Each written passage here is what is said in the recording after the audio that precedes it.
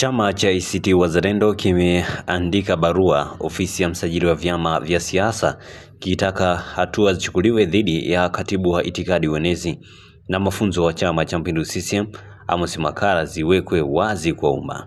Katika barua hiyo ya siku ya Jumatano ambayo moja kati ya media iliona ikiwa imesainiwa na katibu mkuu wa chama hicho Ado Shaibu, ACT Wazalendo inapongeza hatua zilizochukuliwa na msajili wa vyama vya siasa dhidi ya Makalla. Hatua hiyo chama hicho kinahoji kwa nini hatua hizo hazijawekwa wazi.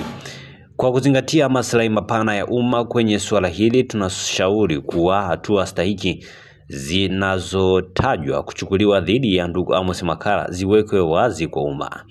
ACT Wazalendo pia imesisitiza kuwa kauli ya Makalla aliyedai kuwa Chadema inaendesha harambee ya kununua virusi vya Mpox na Ebola ili kusambaza nchini na kuzuia uchaguzi wa 2025 sio swala la kawaida la propaganda za kisiasa. Chama hicho kinadai kuwa kauli hiyo ina madhara makubwa kwa taswira ya nchi kimataifa na inaweza kuwa na athari kwa sekta ya utalii na uwekezaji.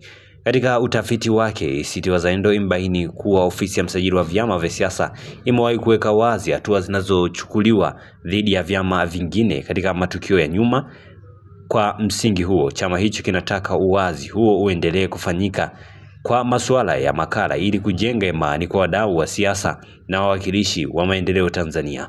Ofisi ya msajili wa vyama vya siasa kupitia barua yake ya karibuni ilieleza kuwa tayari hatua stahiki zilichukuliwa dhidi ya Makalla hata baada na kabla ya kupokea barua ya ACT Wazalendo. Hata hivyo, haikufanua hatua zipi zimechukuliwa.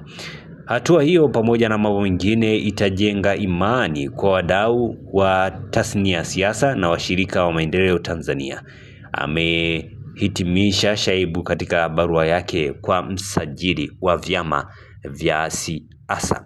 Kwa hicho ndicho ambacho kimeonekana pia kuhitaji kufahamu, je, ni hatua zipi ambazo zimechukuliwa, lakini pia waweke uwazi zaidi.